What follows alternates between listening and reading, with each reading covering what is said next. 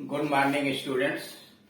इस वीडियो के अंतर्गत हम लोग रिलेटिव प्रोनाउंस और डिस्ट्रीब्यूटिव प्रोनाउंस के विषय में ज्ञान प्राप्त करेंगे। इसके पहले वाले वीडियो के अंतर्गत रिलेटिव प्रोनाउन के विषय में बहुत सारी बातें बताई जा चुकी हैं, जैसे क्या मुख्य मुख्य इसके प्रोनाउंस होते हैं। जैसे रिलेटिव प्रोनाउन में हु आता है, हुम आता है, हु जाता है, विच आता है, वाट आता है, दैट आता है और आई आता है। हु और हुम का प्रयोग लिविंग बीइंग यानी सजीव प्राणियों के लिए करते हैं। हुज का प्रयोग सजीव और निर्जीव दोनों के लिए आता है कंजंक्शन के रूप, जोड़ने वाले शब्द के रूप। विच निर्जीव चीजों के लिए आता है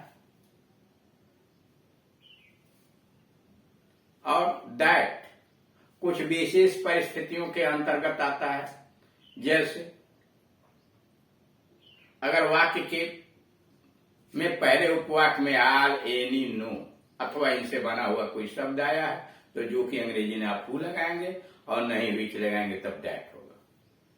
पहले वाले उपवाक्य में वनली आ गया है तो जो कि अंग्रेजी दैट होगी।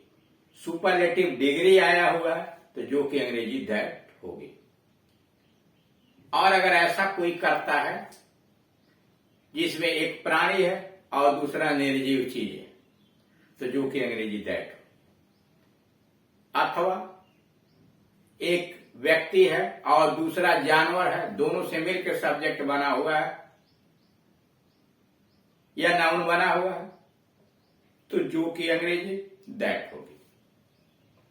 हु या वाट इंट्रोगेटिव प्रोनाउन अगर आया हुआ है तो भी जो कि अंग्रेजी दैट होगी। वाट जब आता है तो यह अपने आप के अंतर्गत यह कंजंक्शन भी लिए रहता है। अब यहां बचा हुआ है एज। एज का प्रयोग कैसे करते हैं जो यहां दिया है। एज का प्रयोग रिलेटिव प्रोनाउन एज जो या जिसने जिसका मतलब होता है, इसका प्रयोग तब करते हैं जब इसके पहले वाले उपवाक्य के अंतर सेम और सच आ गया। तो जो कि अंग्रेजी न हु लगाते हैं न विच लगाते हैं, तब एज लगाते हैं। यह वही घोड़ा है, दिस इज द हॉर्स, जो मैंने कल देखा। एज आई स्टडी, जो मैंने कल देखा। एवॉइड सच बॉयज, ऐसे लड़कों से दूर रहो। As are bad, who are bad नहीं, एज आर बैड, जो खराब होते हैं। यानी पहले उपवाक्य में सेम या सच आया हुआ है तो जो कि अंग्रेजी आप या जिसने की अंग्रेजी आप एज लगाएंगे। यहां देखिए लिखा हुआ उदाहरण, जैसे हिज आइडियाज आर सच, उसके विचार ऐसे हैं।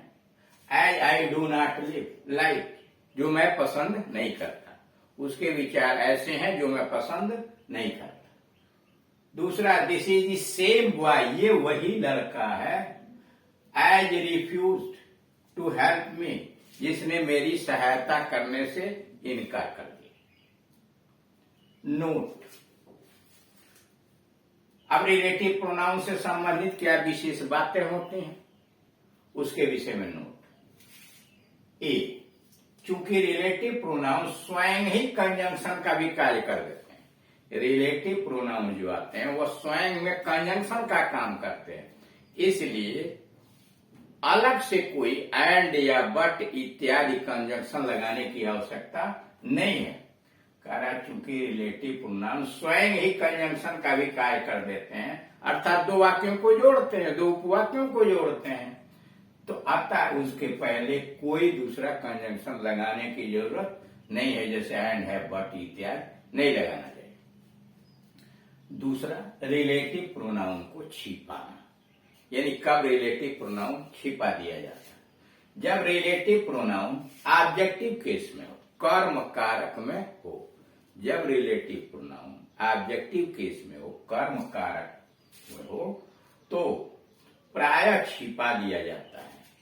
जैसे दी बॉय लड़का, आई सा स्टडी लड़का, जिसे मैंने कल देखा, यहां देख रहे हैं whom छिपा हुआ, whom। Ayesha yesterday was very smart। दूसरा, दे बुक यू गेव मी, पुस्तक जो तुमने मुझे दिया, यहाँ विच छिपा हुआ है। The book which you gave me was really fine, वास्तव में बहुत अच्छा था। मतलब अगर रिलेटिव प्रोनाउन ऑब्जेक्टिव केस में आए हैं तो प्राय छिपा दिए जाते हैं। सी, हु शब्द की अपनी कोई वर्ब नहीं होती, अपनी कोई क्रिया नहीं होती है, उसके बाद वही वर्ब आती है जो उसके एंटीसीडेंट के बाद आनी चाहिए। हु का अपना कोई वर्ब नहीं होता है, उसके बाद वही वर्ब आनी चाहिए जो एंटीसीडेंट के बाद आनी चाहिए। जैसे it is I who I am responsible, यहां देख रहे हु के बाद अपना कोई नहीं है, इस आई के अनुसार आई एम आया हुआ है। It is I who I am responsible, मैं खुद ही उत्तरदायी हूं।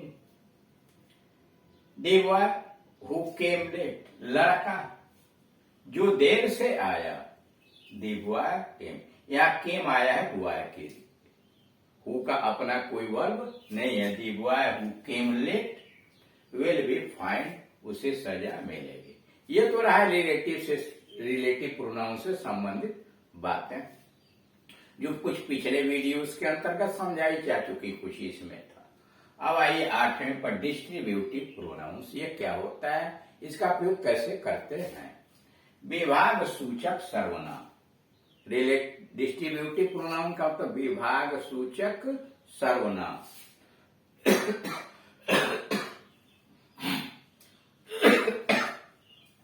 वह सर्वनाम जो वाक्य में आए हुए व्यक्ति या वस्तुओं में से प्रत्येक का बोध कराता है। वह सर्वनाम जो वाक्य में आए हुए व्यक्तियों या वस्तुओं में से प्रत्येक का बोध कराता है, डिस्ट्रीब्यूटिव प्रोनाउन कहलाता है, विभाग सूचक सर्वनाम कहलाता है। अथवा जो शब्द एक बार में एक व्यक्ति या वस्तु की तरफ संकेत करता है, अथवा ऐसा प्रोनाउन जो एक बार में, यानी ऐसा शब्द जो एक बार में एक ही व्यक्ति या वस्तु की तरफ संकेत करता है, वह कहलाता है डिस्ट्रीब्यूटिव प्रोनाउन। ठीक, डिस्ट्रीब्यूटिव शब्द का अर्थ है अलग अलग। डिस्ट्रीब्यूटिव का मतलब अलग अलग, यह कलेक्टिव शब्द का विलोम है। डिस्ट्रीब्यूटिव कलेक्टिव का विलोम है। कलेक्टिवली का मतलब सामूहिक रूप से, कलेक्टिवली सामूहिक रूप से। डिस्ट्रीब्यूटिवली अलग अलग, डिस्ट्रीब्यूटिवली अलग अलग, व्यक्तिगत रूप से, विकीर्ण होकर। व्यक्तिगत रूप से मतलब विकीर्ण होकर। मुख्य डिस्ट्रीब्यूटिव प्रोनाउंस, यानी मुख्य डिस्ट्रीब्यूटिव प्रोनाउन कौन कौन से हैं। आइदर, दो में से कोई एक। आइदर मतलब दो में से कोई एक। नाइदर, दो में से एक भी नहीं। आइदर, दो में से एक। नाइदर, दो में से एक भी नहीं। ईच, दो या दो से अधिक व्यक्तियों या वस्तुओं में प्रत्येक। ईच का मतलब दो या दो से अधिक व्यक्तियों या वस्तुओं में से प्रत्येक। एनी, नन, नो वन, दो से अधिक व्यक्तियों या वस्तुओं में से प्रत्येक। एनी, नन, नो वन का मतलब दो से अधिक व्यक्तियों या वस्तुओं में से प्रत्येक, मतलब कोई एक। दो, एनी, नन और नो वन का मतलब दो से अधिक व्यक्तियों वस्तुओं में से कोई एक। जैसे each of the four boys, चार लड़कों में प्रत्येक। Each of the four boys, चार लड़कों में प्रत्येक। आइदर ऑफ यू टू मे कम, तुम में से प्रत्येक आ सकता है। आइदर ऑफ यू टू, तुम दोनों में से प्रत्येक आ सकता है। नाइदर ऑफ दी टू मे कम, दोनों में कोई नहीं आ सकता है। नाइदर ऑफ द टू में कम दोनों में कोई नहीं आ सकता। Any of this four boys में stand first. Any of this four boys में स्टैंड फर्स्ट। चार लड़कों में से, इन चार लड़कों में से कोई भी आ सकता है। Any of these four boys में स्टैंड फर्स्ट। इन चारों में से कोई भी प्रथम श्रेणी आ सकता है। अब आइए note each either neither. Any के पश्चात एक वचन की क्रिया आती है। ईच आएगा, आइदर आएगा, नाइदर आएगा, एनी के पश्चात एक वचन की क्रिया आती है। नोट नंबर 2, आइदर का अर्थ है दो में से प्रथम या द्वितीय। आइदर का मतलब दो में से प्रथम अथवा द्वितीय। और नाइदर का अर्थ है न तो प्रथम और न ही द्वितीय, यानी दो में न तो पहला न दूसरा। आइदर का मतलब दो में से प्रथम अथवा दूसरा, और नाइदर का मतलब दो में से न तो पहला न दूसरा, प्रथम न दूसरा, द्वितीय। यह आइदर का नेगेटिव, यानी नाइदर आइदर का नेगेटिव।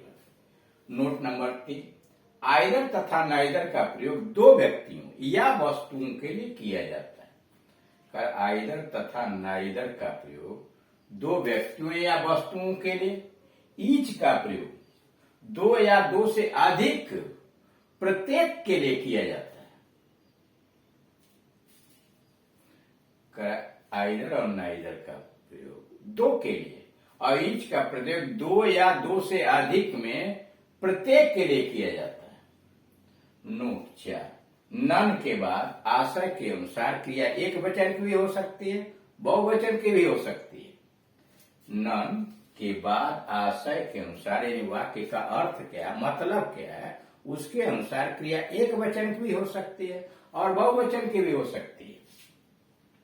नन शब्द नो वन का ही संक्षिप्त रूप है, लघु रूप है। नो वन, नन जो है नो अन वन का संक्षिप्त रूप है, लघु रूप है, एक में मिला दिया गया है।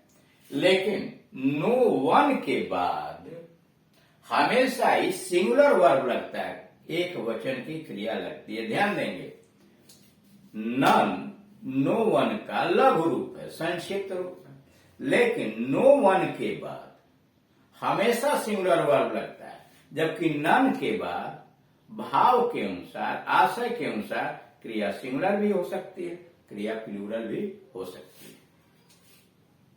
नोट नंबर 5, जब ये शब्द बिना प्रोनाउन के अकेले आते हैं, यानी ये डिस्ट्रीब्यूटिव प्रोनाउन अकेले आते हैं वाक्य में, इनके साथ सटा हुआ कोई नाउन नहीं होता, ये डिस्ट्रीब्यूटिव प्रोनाउन कहलाते हैं। लेकिन इनके जस्ट बाद अगर कोई नाउन आया है तो डिस्ट्रीब्यूटिव एडजेक्टिव कहलाता है। फिर ध्यान दीजिएगा, जब ये शब्द अकेले आते हैं वाक्य में तो ये डिस्ट्रीब्यूटिव प्रोनाउन होते हैं, और जब इनके साथ कोई नाउन लगा रहता है, यानी जस्ट इनके बाद कोई नाउन आया हुआ है, तो ये डिस्ट्रीब्यूटिव एडजेक्टिव कहलाते हैं। जैसे ईच ऑफ दी बॉयज, लड़कों में प्रत्येक, ईच अकेले आया हुआ है। गाट प्राइज इनाम पाया, यहां ईच जो है डिस्ट्रीब्यूटिव प्रोनाउन है, लेकिन जरा यहां देखिए, ईच बॉय, ईच के जस्ट बाद बॉय आ गया, नाउन आ गया। गाट ए प्राइज, यहां ईच डिस्ट्रीब्यूटिव एडजेक्टिव है। तो इस तरह से आपने रिलेटिव प्रोनाउन क्या होता है, डिस्ट्रीब्यूटिव प्रोनाउन क्या होता है, उसके विषय में जानकारी प्राप्त की। Thank you.